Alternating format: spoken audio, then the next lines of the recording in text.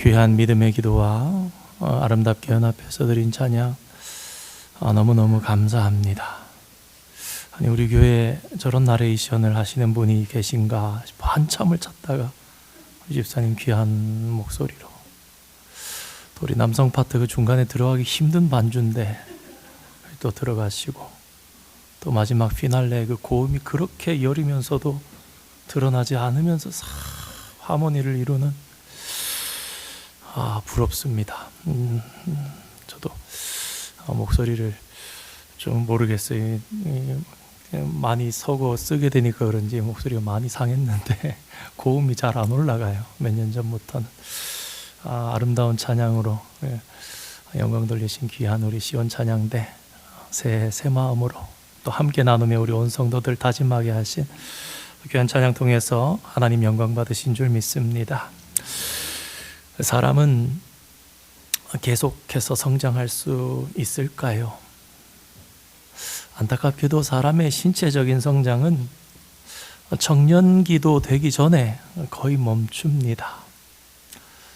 20살도 채 되기 전에 16살, 17살 정도의 나이에 신체적인 성장은 거의 끝납니다. 생각해 보니까 저도 한국 나이로 15살에 지금 키가 됐더라고요. 그래서 아쉬운 생각들을 해봅니다. 한 번쯤은 내 키가 좀 몇 센치만 좀 컸으면은.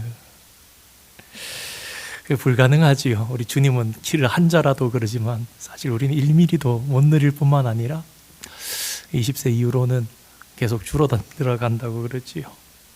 그러나 다행히도 우리의 존재의 성장에는 끝이 없습니다.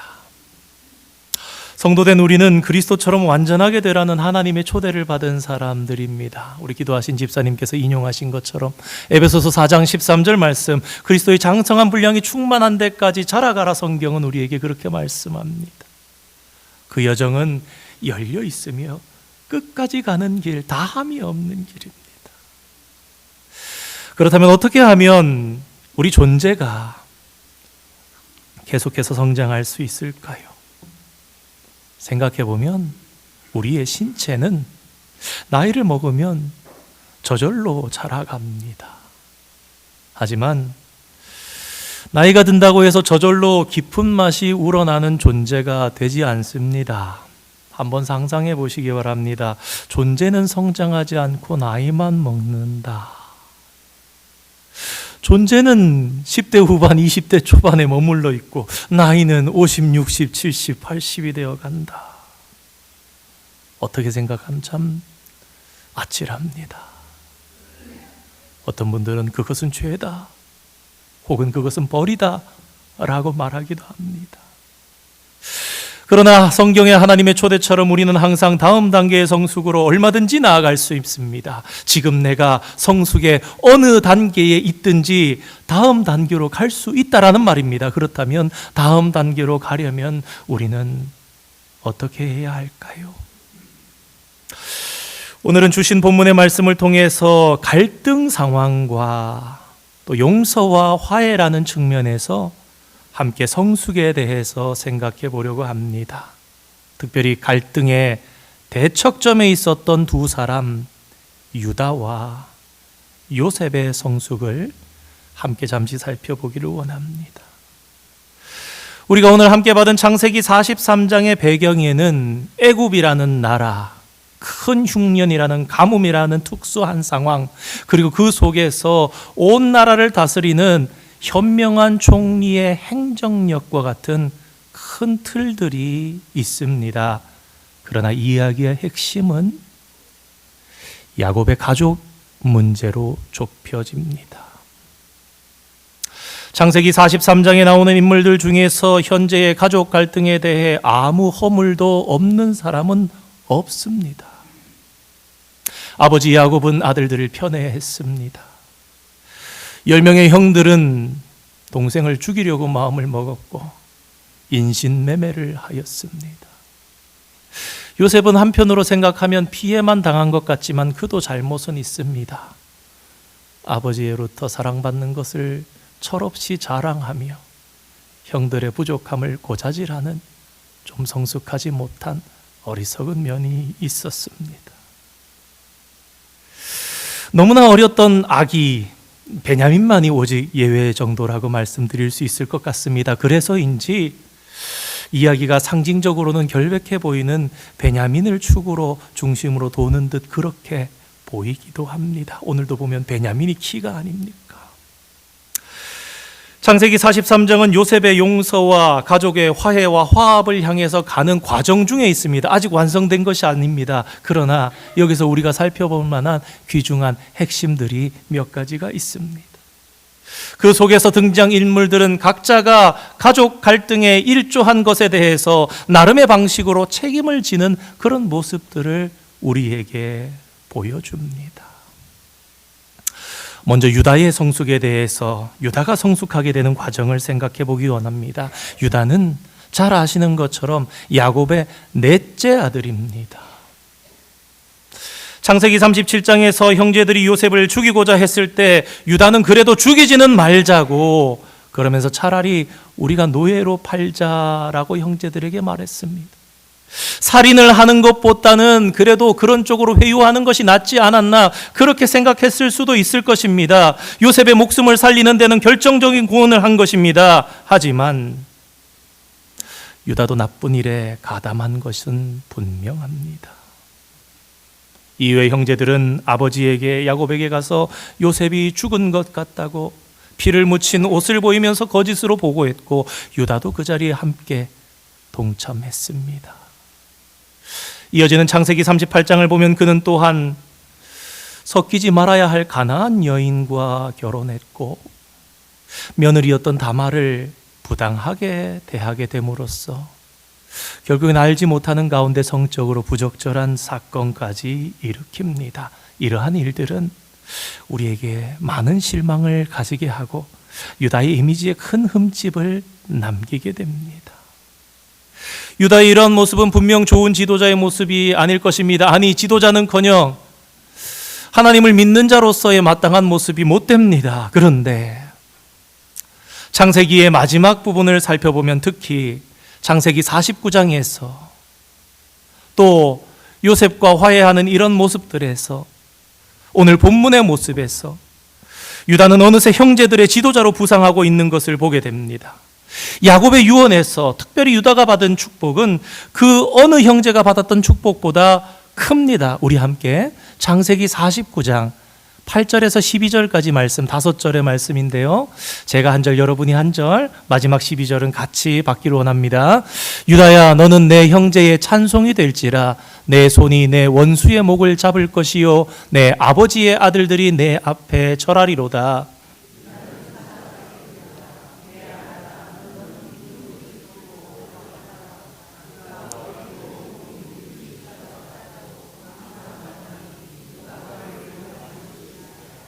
규가 유다를 떠나지 아니하며 통치자의 지팡이가 그 발 사이에서 떠나지 아니하기를 실로가 오시기까지 이르리니 그에게 모든 백성이 복종하리로다.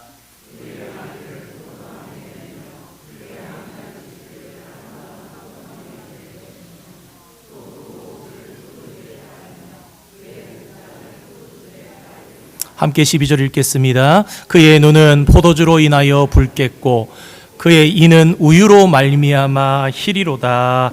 아멘. 유다는 찬송이 될지라 내 아들은 사자 새끼다 움킨 것 같이 찢고 올라갔도다. 여러 가지 일들을 생각할 수 있지만 가나안을 정복할 때 유다가 담대하게 앞장서서 나가는 모습, 얼마나 올라가고 더 올라갔으면 나중에 보시면 알겠지만 이스라엘 12지파의 거의 절반 정도 되는 그런 넓은 땅을 유다가 차지한 것을 보게 됩니다.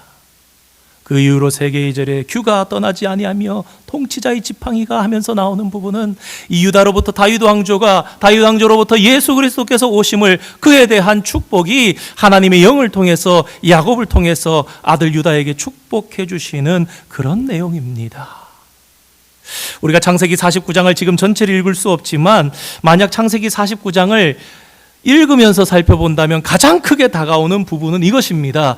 다른 11 형제들은 한 절 혹은 두 절의 축복을 이 죽음을 앞둔 아버지 야곱으로부터 받았는데 이 유다만 유독 5절이나 되는, 무려 5절이나 걸쳐서 아버지로부터 축복을 받았다. 다시 말해 하나님께로부터 축복을 받았다는 것입니다.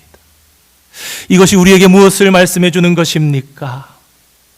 정확하게 어떤 일들이 있었는지까지는 우리가 짐작할 수 없지만 창세기 38장에서 43장 그 사이에, 48장 그 사이에 유다에게 영적인 성장이 있었다는 것을 우리로 하여금 어렵지 않게 짐작할 수 있게 합니다. 유다의 변화는 아마도 여러 해를 두고 일어났을 것이고, 그러는 동안 그에게는 많은 시련과 인생길이 이 변화를 일으켰을 것입니다. 유다는 가장 불명예스럽게 묘사된 38장, 창세기 38장의 이야기 이후로 등장하지 않다가 창세기 43장에 그 이후로 처음으로 등장합니다. 그 사이는 요셉의 애굽에서의 이야기들이 기록되어 있지요. 감옥에서의 요셉, 보디발의 집에서의 요셉. 그런데 창세기 38장 이후에 43장에 다시 등장하는 그의 모습은 변해 있었습니다. 극명하게 갈라지는 것은 이러한 모습입니다. 창세기 38장에서의 유다는 자신의 개인적인 관심사를 추구하는 그런 모습으로 비춰졌다면 창세기 43장에서는 정반대의 모습을 우리에게 보여줍니다. 그는 르우벤이 맏형이니 첫째이니 맏형 당신이 책임을 져야 한다고 주장하고 자신은 넷째라서 얼마든지 한 발 뺄 수도 있었을 것입니다. 하지만 그는 야곱의 온 가족을 살릴 식량을 구할 책임을 스스로가 집니다.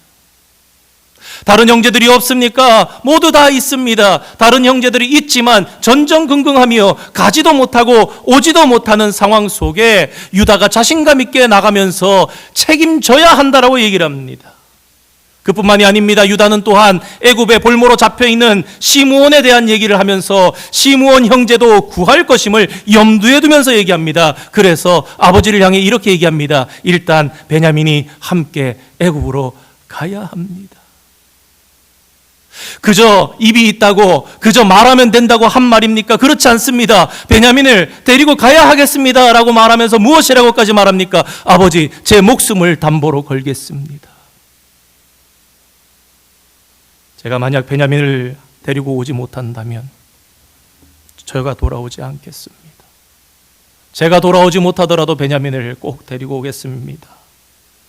어쩌면 이 부분이 유다의 성숙을 가장 잘 보여주는 부분이 아닌가, 그런 생각을 합니다. 그렇습니다. 오늘 창세기 43장 8절, 9절, 10절에서 유다는 자신도 모르게, 형제들도 모르게 어느새 그 가족에서 지도자로 부상하고 있는 모습을 우리에게 보여주게 됩니다. 실제로 유다는 베냐민 대신에 자신을 잡아 종으로 삼으라고 합니다. 요셉에게 가서 다시 한번 상황이 베냐민이 도둑으로 몰리자 그러한 심정을 단로하면서 간언하면서 나를 잡고 베냐민을 풀어달라고, 베냐민이 돌아오지 않으면 내 아버지께서 슬픔 가운데 스올로 가실까 돌아가실까 염려하면서 최선을 다합니다. 이런 모습들을 통해서 짐작해 보건대 아마도 유다는 지난날 요셉을 인신매매했던 사건에 대해서 깊은 책임감을 느끼고 후회와 반성을 해왔던 것 같습니다.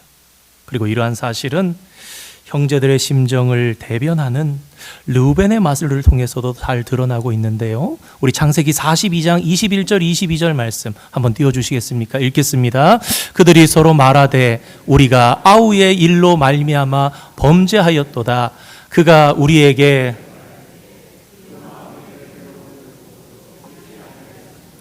이 괴로움이 우리에게 임하도다.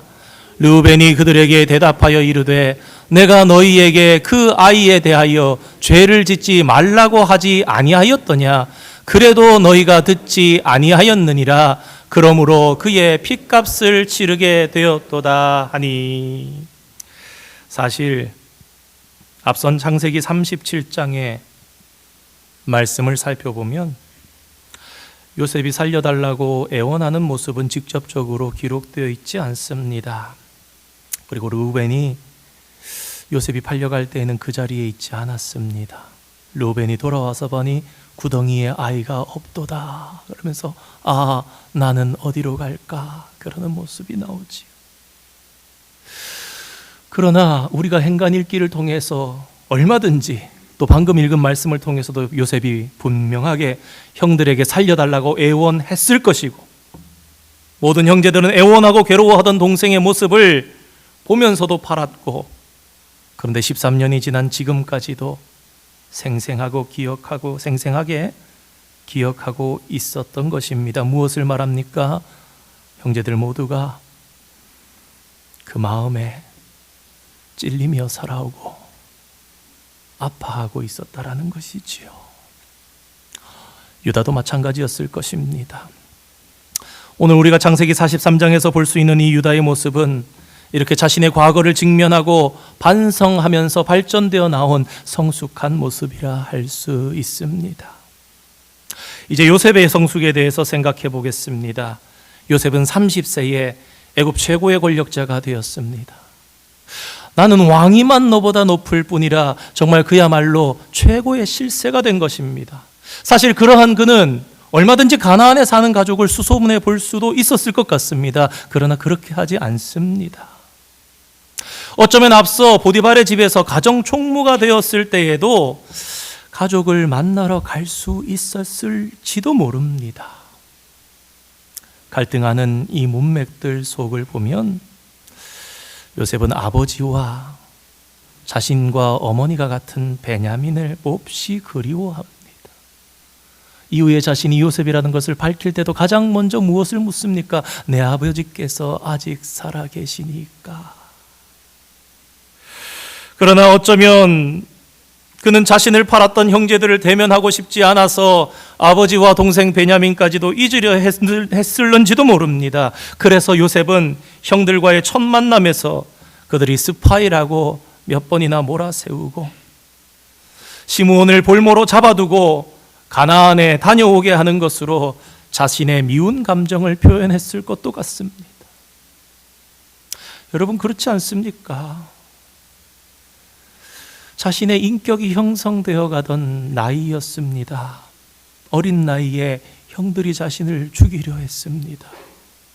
너무나 억울한 일을 당한 사람으로서 그는 형들에게 복수할 권리를 가지고 있었다고 할 수 있습니다. 진짜로 자신을 죽이려 했던 형들을, 그런데 지금 그들은 자신의 발 아래 엎드려 절하고 있고 자신의 지시를 따릅니다. 이전에 창세기 37장에서는 요셉은 낮은 저 구덩의 낮은 곳에 있었고 형들은 위에 있었지만 지금은 형들이 여러모로 낮은 상태에 있고 요셉의 권세는 얼마든지 손가락 하나만 까딱함으로도 그 형들을 학대하며 복수할 수도 있었습니다. 그에게 정당한 권리가 있다고 할 수 있는 것입니다. 그러나 요셉은 복수하지 않으려고 애를 씁니다. 자신의 감정이 잘 되지 않지만 요셉은 형들을 모두 잡아 죽일 만한 권력이 있었지만 그렇게 하지 않았습니다. 그렇다고 해서 그에게 용서가 쉬웠던 것도 아닙니다. 그래서 한편으로는 요셉에게 시간이 필요했습니다. 아니, 왜 이렇게 하는 거지? 우리 남의 얘기라서 아이 뭐 용서하면 되지 그렇게 생각할 수 있지만 막상 우리가 그런 큰 일을 겪고 또다시 용서할 수 있는 자리에 서게 됐을 때 우리도 얼마든지 머뭇거리고 우리도 얼마든지 마음으로는 이래야 되는 걸 알면서도 선택하지 못하며 시간을 끄는 나를 얼마든지 발견할 수 있습니다. 형들과의 첫 대면에서는 스파이로 몰더니 이제 두 번째 만남에서는 막내 베냐민의 자루에다가 은잔을 넣어서 도둑으로 몰아 다시금 용서와 화해의 시간을 지연시킵니다. 여기서 우리는 또 한 가지 생각하고 배우게 됩니다. 용서와 화해란 한 번의 시도로 충분한 것이 아닐 수 있다라는 것입니다. 하나님께서 감동 주시고 내 마음에 불편하여서 용서해야 되겠다, 화해해야 되겠다 하다가 아이 나는 했는데 안 되네. 돌아설 수도 있잖아요. 근데 그게 아니라는 것입니다. 두 번, 세 번 더 애써 보는 것이 필요할 수 있다라는 것입니다. 미국의 심리학 교수 마이클 맥컬러에 의하면 복수를 누그러뜨리고 용서를 가져오려면 세 가지 표시가 있어야 한다고 그는 말합니다. 첫째로 자신에게 상처를 준 사람 혹은 범죄자가 진실로 변화해서 용서할 가치가 있게 보여야 하고, 둘째로 그가 혹은 그들이 더 이상 위협되지 않아야 하며, 마지막으로 그들이 용서하는 이에게 가치 있게 여겨져야 된다. 그 세 가지라는 것입니다. 이 밖에도 가족이나 친구 등 가까운 사이거나 한동안의 시간이 꽤 흘렀거나 나이가 든 사람일수록 좀 더 쉽게 용서하는 경향이 있다고 그는 말합니다. 이러한 기준을 적용해서 생각해 본다면 형제들과 요셉 사이에 용서와 화해의 조건은 마련되어 있는 것 같습니다. 그러나 성도 여러분, 조건이 갖춰져 있다고 해서 언제나 결과가 보장되는 것은 아닙니다. 그렇잖아요. 조건이 다 갖춰 있어도 행동하지 못하기도 하지 않습니까? 똑똑하고 냉정하게 지금까지 애굽의 큰 나라의 일들을 관리해 오던 요셉은 갑자기 불현듯 자신 앞에 나타난 형제들을 깔끔하게 용서하지 못하는 자신이 어쩌면 매우 당혹스러웠을 것입니다. 어쩌면 30평생 살면서 단 한 번도 경험해보지 못했던 자신의 모습, 그동안 애굽에서 열심히 살았는데 형제들을 보고서 본물처럼 감정이 터뜨려지는 자신이 어색하고 이상하고, 아니 이런 내가 있었나 발견치 못했던 그런 모습이었지 않겠습니까? 창세기 43장에서 요셉은 여전히 선택의 기로에서 괴로워합니다. 형제들과 점심을 먹겠다고 하고는 요셉은 사라져버립니다. 그런 그의 모습은 회피하는 듯 보이기도 합니다. 그런데 막상 형제들과 함께, 형제들은 모른 채 자신은 12형제가 한 상에서 먹고 마시니 기분이 좋습니다. 그러나 그렇다고 해서 아직 그의 마음이 다 풀린 것도 아니었습니다. 형제들 중 아무도 요셉에게 용서를 강요할 수는 없습니다. 요셉은 형들을 용서하기 어렵지만, 그러나 어렵다고 해서 그가 멈추지 아니합니다. 그는 이후에 창세기 45장에 이르러서 마침내 자신의 정체를 형들 앞에 밝히고 그들에게 용서의 말을 전하게 되는 것을 우리가 만나게 됩니다. 과거에 요셉의 형들은 가족 간의 화해가 과연 가능할까 싶을 만큼 큰 죄를 지었습니다. 여러분, 죄는요, 사람과 사람, 사람과 자연, 모든 관계를 분리시키고 왜곡시키고 파괴하는 세력입니다. 여러분 한번 생각해 보시기 바랍니다. 아담이 하와를 처음 만났을 때 얼마나 좋았는지, 이는 내 뼈 중에 뼈요 살 중에 살이라 그랬습니다. 그런데 죄가 그들을 갈라놓자 어떻게 됩니까? 당신이 만들어서 나와 함께하게 한 저 여자가 나보고 먹어보라 했다라는 것입니다. 가인과 아벨, 첫 형제가 태어나서 얼마나 기분 좋게 뛰어다니며 세상을 살았겠습니까? 그러나 죄가 그 가운데 틈탔을 때 어떻게 됩니까? 원수가 되고 살인하게 만들었습니다.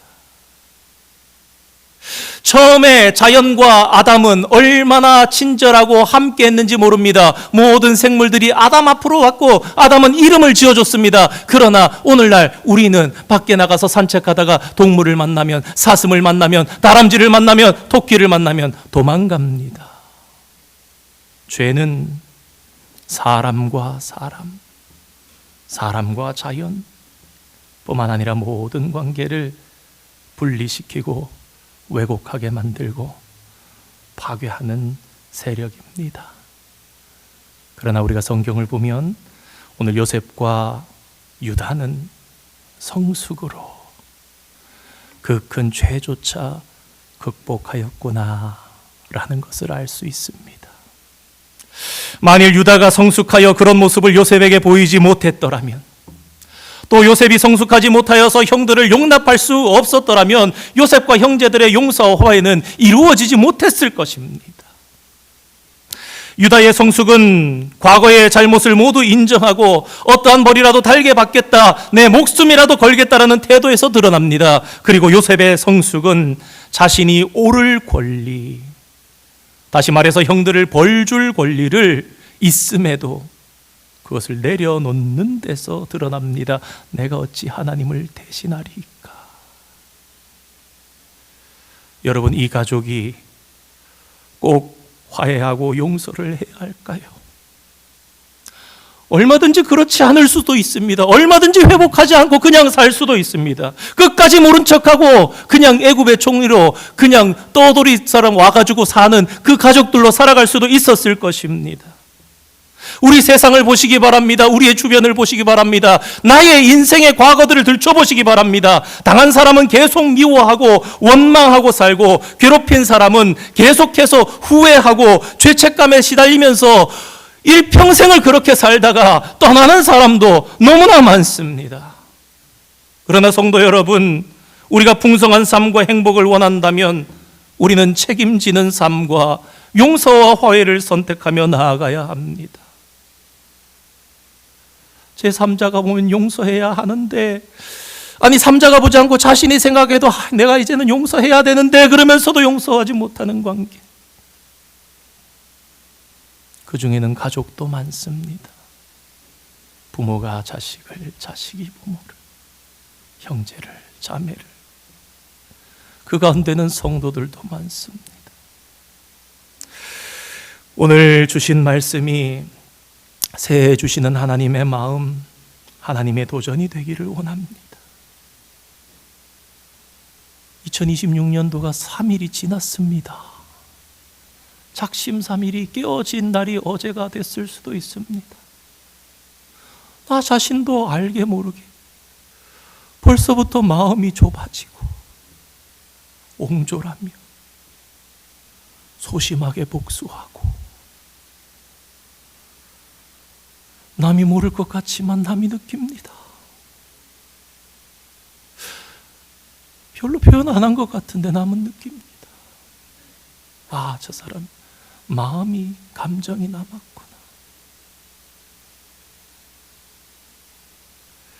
드러나지 않는다고 괜찮습니까? 하나님께서 우리에게 원하시는 마음은 무엇일까요? 애굽에 정착하기 전에 야곱과 그의 가족들이 화목과 평화가 이루어져야만 합니다. 그렇지 않고서 어떻게 야곱 가족이 애굽에서 편하게 살 수 있겠습니까?